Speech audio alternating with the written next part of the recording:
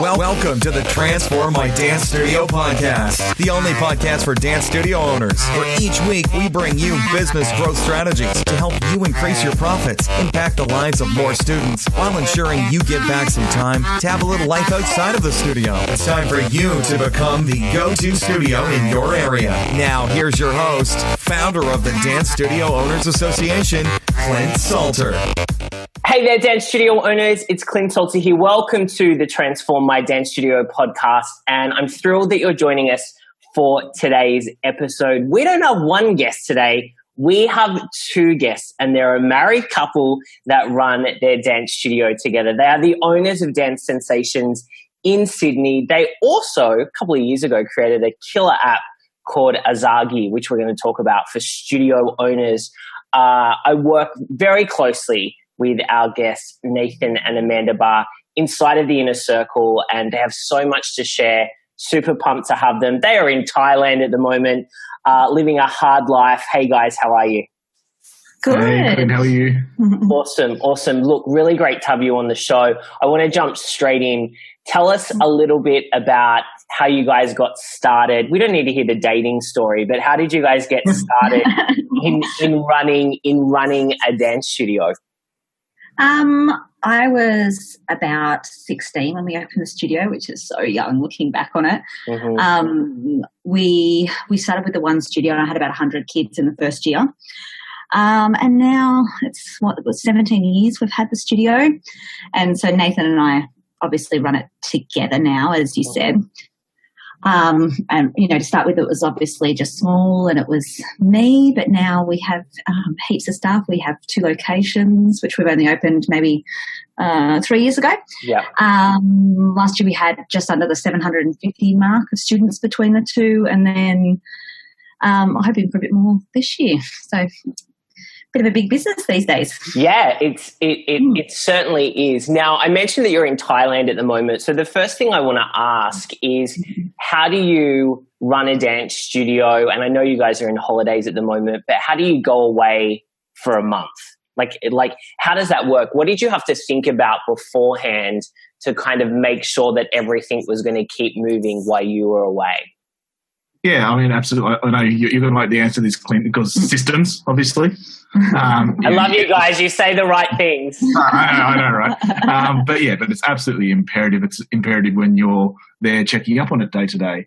Especially with the 2 locations, us being absolutely. Yeah. But if you're going to be sort of an 8-hour flight away, then you really need to make sure that your systems are down pat and in place. I guess very importantly as well is making sure you've got good staff that you can trust, and making sure that you check in with them regularly. We're in touch with them every day, so that they know that they're not alone and they've got the support still. But it's it's really key to make sure. I know it sounds a bit silly maybe, but choosing an area with good internet access. It's lovely to think that you're going to go and sit on a remote beach somewhere and do this, but in reality, if you don't have the good internet access, it's not going to work for you. And that's really allowed us to, while we're here as well, being sort of working on the business rather than being caught up and working in the business. It's been really good. Yeah, awesome. What about in terms of your staff? You've got some really great roles structured into your business. So you've got a studio, you're about 150 students, 2 locations. 700. Oh, students. Sorry. Yeah. 750. Sorry. 750. What admin team makes that up? Well, we have had a bit of a big change this year with our admin team. But at the moment, as you said, we're on summer break. So most of our teachers aren't working, but we do have our full-time admin girl is working as well as a trainee at the moment. So they're there to do enrolments, inquiries, all that sort of stuff. Our full-time admin role has just been kind of combined with our enrolment coordinator. And having an enrolment coordinator, we were talking about it before, has really changed how well, I guess, our leads are converted, how, having someone that they have specific targets, that's their job is to make sure that those people who send that initial Facebook inquiry or even just comment on the Facebook post, they're followed up. We make sure we get them in for a trial. They're then followed up really well, and we can actually turn them into clients. That's single point of contact as well. Yeah. In the past, we've had teachers doubling up on roles, and we've always had great staff, and everybody that's done it's been really great. But having this person that's removed from the teaching side of things, but obviously also works with the teachers. But that's just sort of allowed us to take it to a bit of another level, I guess. Yeah. Yeah, this is really important for everyone, and that's why I wanted to ask, because I think it was, you first mentioned the enrollment coordinator role maybe at Hamilton Island. I feel like it came up at that retreat. Yeah. And everyone was like, I remember the room was like, tell us more. So why is it so important to have that one person that really is responsible from like start to finish? And how are you, I guess, managing that person? Like, are you using like Asana? Are you using Pipedrive? Like, what technology are you using to make that role even more efficient? Yeah, absolutely. So in terms of the technology, we've just started with a couple late last year. One's called Front App. And that lets us get all of our emails, texts, and Facebook, basically all of our incoming communication, just through one platform. And we can see everything that all of our staff are writing, which is great to check up. Yes, important. Stalking. We were sort of like, it was that thing like we're expecting them to have the Facebook tab open to check the incoming Facebooks, and we're expecting them to have the text messages and all those things. But now having all in that one centralized location, I know there's a lot of great platforms that do that. Front App just seems to work for us at the moment. We've also implemented Dialpad, which is we've been looking for a good web-based phone system for ages. And I know your friend Pete over at IT Genius there. Yeah. We've hooked up through them. So it lets us call. We're sitting in Thailand. We can make calls from an Australian number. It looks like Australian landline that's coming from our actual number that everybody knows and recognises as well. Yeah, awesome. We can also check all of our voicemails as well. Yeah, and we also use, with our staff, checking in on them. You mentioned Slack and Asana. We use both of those. We're on Slack with our staff as well as our teachers to check, just to have that kind of communication, check how they're doing, and, signing jobs through Asana as well. I love it. Utilising Pipedrive for that enrolment flow as well. So much software. Yeah. so much software, but I think one of the things though is that you've both like really committed to implementing it, to ensuring that your staff are trained on it. And it's an ever-evolving process, 100% with technology. But I think people might be listening going, that's like so much stuff, and how do I do that? But it's not like you said one day, okay, let's start doing all of this on the one day. Yeah. So how have you effectively been able to kind of implement the technology? What's like your approach to it?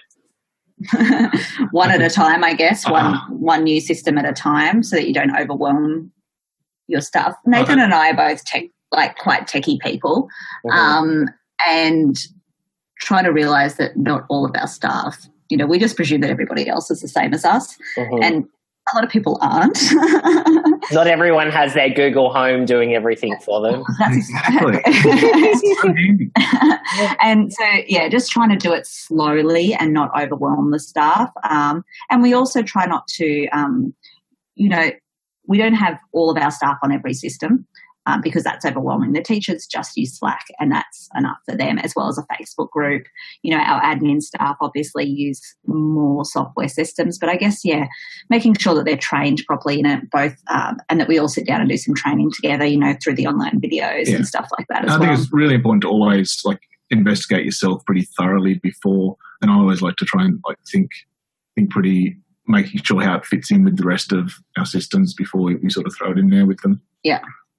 Yeah, perfect. That's great. Now, I want to ask, we have a lot of studio owners that are listening that are in partnership with either, it's a husband-wife partnership, it's a sister partnership, it's a best friend partnership. How do you make it work? Do you have clearly, and I know the answer to all of these, but I'm asking for the audience, how do you make it work Do you have clearly defined roles? How do you, do you split kind of, okay, this is the business, okay, we're having date night, we're not talking about the business? Or is it really kind of like integrated? I'd love to get your perspective on how you're living it day in and day out. And it's something we're working on. We, Nathan's only been working full time in the business for 3 or 4 years. Yeah. And, I don't think we have it perfectly. We definitely don't have we cannot talk about work tonight because that's not us. And yeah, just sitting there, just sitting there going, okay. That's exactly right. And that's, we love talking about work, and because we're invested in our studio, and that doesn't really work for us. Mm-hmm. We do try to divide the roles, and we do have a division of roles, but sometimes it does get a little bit confused, to be honest. We're working on it. Nath has a mathematics and finance background, so he does, accounts and business management types jobs and organises us basically and organises everybody. Whereas I do more, work with the students and the teachers and, the marketing and the events and I guess more the creative kind of thing as well. Mm-hmm. So we kind of divide them that way. And, we have to do, we've got 2 young girls that aren't at school. And the third one coming. Yeah, third one coming. Yeah. So we would love to have defined work hours, but sometimes our reality is that doesn't happen. Mm-hmm. But, we might have to work late into the night one night because we've had, something's happened with the girls one day or something like that. But we just try to make sure that we tell each other if we're feeling like we're burning out or, no, that's enough work today, we're done, and sharing that, I guess. Yeah. I mean, how important does communication play a part in living as a married couple as well, parenting, it's going to be 3 children soon and running a business with 750 other children. Yeah, well, it's obviously something we need to communicate a lot with, Send each other some slack messages occasionally. As you're sitting across the room from each other. Pretty much, yeah. And, we have the 2 studios, we're in 2 locations, and then we run 2 other businesses as well. You've talked about Azagi, and then we have a tutoring company as well with another 100 kids. Mm-hmm. So, we try to communicate everything effectively between us. Because we're not often, during the week, we're not really working in the same together location. In the same location that often. So, yeah, so really important. Yeah. Yeah, cool. Thanks for sharing that insight. Every bit of counselling. Look, everyone runs it differently, but I think one of the main themes I've seen is that it's just complete integration. Really, yeah. The whole and you guys didn't talk about balance, which I think is really great because I feel like it is just life work integration because a dance studio isn't a 9-to-5 job anyway. No. And I think most people that are self-employed, don't feel like it's a 9-to-5 job because it is. You're all consumed by it. Yeah, exactly. Tell us, one of the things that you've been really focused on and I think fantastic at over the last couple of years, we've been working together is bringing new students into the studio. What do you find is working really well for you currently when it comes to attracting new students? Yeah, like I said, the last 12 months has been really good for our student attraction. We obviously a lot of Facebook advertising, and I know that's something that you spend a lot of time educating the DSOA members on. Obviously, we get a lot of great insights in the inner circle as well. So implementing a lot of that has been really effective for us. Our open week event that we have is always a really big success. We sort of have a week at the end of our second term. That's after our little mid-year showcase that we do. We just really have a really fun week. Encourage all of our current students to come along, bring a friend to class, hand out little passes to bring a friend and whatnot. Like in 2017, for example, we had 110 kids registered to come along. Wow. Class. Yeah, it was a big fun week. Dress ups every day. And a lot of our current students try extra classes as well. A lot of them pick up extra classes moving into the second half of the year because they just enjoy it so much. Can I just ask, guys, how do you promote that? Because one of the things, you guys have probably seen a lot of this inside of DSOA, is like, my open week doesn't work, or a lot of people do days as well. Guys in the US, it's like your open house activities that you do before you go back. Why do you think yours works so well? I think you've got to go all in on it. I think, you can't just do I've done 2 Facebook posts and why didn't anyone show up kind of thing. Mm-hmm. We spend money promoting it and spend a lot of money promoting it. We really get our staff are awesome, all of our teachers, and they're really great. We have weekly videos and all that kind of stuff inside of our Facebook group where we encourage them to talk to the students because they're the ones talking to the classes. Yeah. And they 3 or 4 weeks really, pumping all the kids up that it's going to be an awesome week. Make sure you bring your friends, make sure you dress, everybody dresses up, in the studio. All the teachers really get into it. We do posters and flyers and, all those things as well.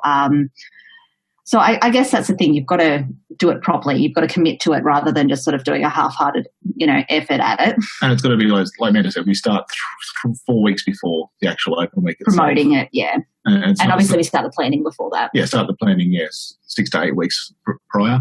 Yeah. And then really, really push it hard for that last 3 to 4 weeks. Mm. And are people registering? Like, are they going to like a landing page? What's the logistic piece? We have a couple of different ways. We advertise on Facebook just to new leads and suggest they go to a landing page to put in their details with the classes they're going to come along and trial. Mm-hmm. That week, a lot of people bring friends. So, the same thing. We give them little cards and we suggest, we have a referral program. We suggest that they go to the website as well. On the cards it has, the landing page website. So we do all that, but we do have people that show up, they just bring their random friend along as well and just show up on the day. That happens. But we make sure that we get all the details from them. First thing the next day they get follow-up texts and emails, We've had a little, not because we've got our full registration form, it's just a small little piece of paper for those that show up on the day. Yeah. Just name, address, name, email, mobile. Yeah. Just so we can get in contact with them. And we've obviously got just a master Google Sheet spreadsheet that's open that we can run between the 2 locations that we're just updating for the whole week, basically. And then we offer them, a great deal to enroll now. And, we have an awesome conversion rate. We said 110 kids and, we get so many of those that actually enroll, which is awesome. Mm-hmm. And in terms of the enrollment, you mentioned that you've got a special offer for them on the day. How important is then a follow-up sequence, and follow-up process after the week? Because 100%. We email, I do a special video that we email out to them and email them the link to, claim their whatever it is that year, the free registration offer or whatever it happens to be. We do find that it is actually sometimes hard. We do love to chat to the parents afterwards, but when we have such a huge week with so many new kids coming in and trialling so many classes, it is hard to grab the parents because a lot of them just disappear straight after class, or they've come with a friend and mum doesn't pick them up. So we find that the emails and especially the text messages are working really well these days. Yeah. A lot of people are going to open their emails. So the text messages are really great. And then the follow-up phone calls, of course, as well. Just whatever we can do to get them enrolled. We then have 2 weeks school holidays, so we keep, on them during that time, and offer them, a main offer and then a secondary offer as well. Work on enrolling them. I think something we talked about last year, incorporating into the budget as well, is sort of overstaffing those days and having a couple of extra, whether it be teachers or our assistant teachers in the waiting room, speaking in person with people to try and catch them, that follow-up, like Amanda said, before they dash out the door, before they just have that personal contact as well. It is obviously a bit of a extra expense if you're having 3 or 4 extra bodies there, but it's so important to try and convert all those leads. Yeah, for sure. Really, really great tips. Now, we don't have long left, but I want to talk about Azagi because, you guys have got a lot of free time, so you thought that you'd start another business. Tell us about how you decided that you wanted to kind of start Azagi? Why was there a need there? Because I know it came out of a need from you guys inside of your studio. How did that, tell us, how did that start? And then also, like, what is it? Yeah, so we always used to try lots of different options for sharing videos of in-class choreography, skills that the students were learning with the parents. It was a really labour-intensive process, though, and it wasn't really sustainable for our admin staff at the time. Yeah. But then on the flip side of that, we were getting amazing feedback from the parents. They were absolutely loving it. So we jumped online and went searching for a program or app out there because we thought there's got to be something like that out there that was dance studio specific, that sort of didn't cost a fortune. We kept finding lots that were available for things like daycares and things like that. Yeah. So we just couldn't find anything dance studio specific that didn't cost a fortune there. So we sort of jumped on it and decided to develop our own. As you do. As you do. And so tell us, because I know that I feel like it's been over a year now that's kind of been out. I think we launched January last year. So I feel like that's probably about right. What have been some of the lessons from, this other business? I mean, it's a different business. It's in the same industry. What have you kind of learned over the last 12 months? A lot.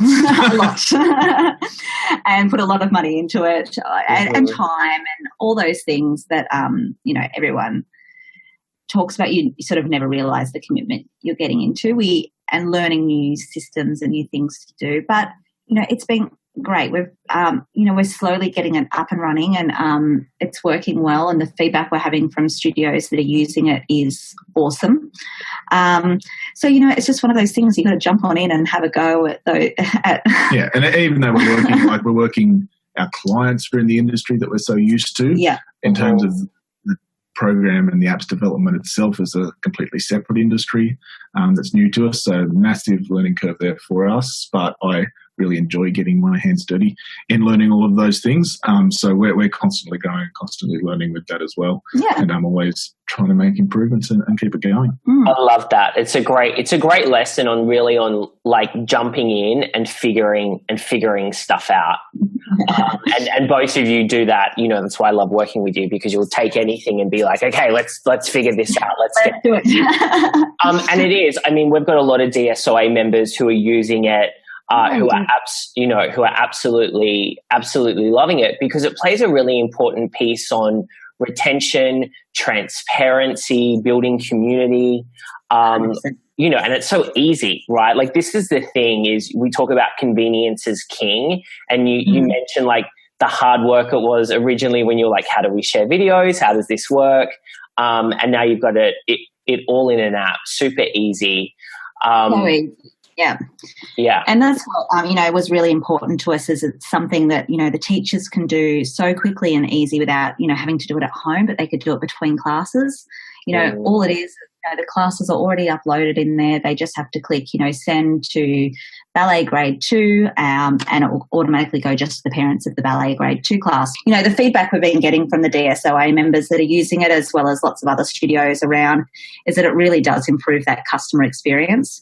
One thing we talk to a lot of studio owners about is not just doing videos of the choreography, but also trying, different things. Like, we've had all of our staff do like little selfie videos at the beginning of the year going, hi, my name's Miss Amanda. I'm teaching your child's class, and this is what I love teaching about, and doing things like that, little updates at the end of the term, even the teacher or the assistant demonstrating a technique. And things like that for them to practice at home. And it really, improves that retention, because I feel like the parents feel a bit more involved. Personal connections. Yeah, for sure. I think it's great.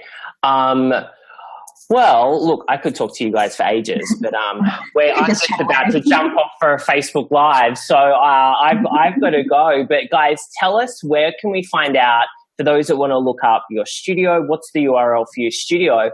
And also tell us about how our studio owners listening can get onto and start trialing Azagi. Yeah, definitely. So if you want to have a look at our studio, it's Dance Sensations with an S on the end.com.au. And obviously we're on Facebook and Instagram and YouTube and all those things. If you want to have a look at Azagi, the website's www.azagi, which is azagi.com.au. And there's 30-day free trials on there. So special for DSOA members if they enter DSOA in the code. So we'd love to have more people, try it out and see what you think. On Facebook as well? Yeah. Yeah, and definitely, for everyone that's listening, if you don't have an app and you're not using something like Azagi already, you need to get onto it. Like it's a huge piece of the puzzle when it comes to, retaining, like I talked about, really building community, keeping parents informed and in the loop.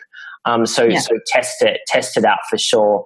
Amanda, Nathan, always a pleasure to talk to you. Enjoy your last week in Thailand. We'll hit the water park. Yeah, hit the water park. Post some photos in the Inner Circle group, please. I want to see. They're going down the slide. Yeah, both of you going down the slide. Thanks, guys. Really good to chat. Thanks for sharing all of your wisdom today. I appreciate it. Thanks, Clint. Thank you. Thank you for joining us today. For all the resource links from the show and to receive access to our free dance studio growth training, make sure you visit transformmydancestudio.com.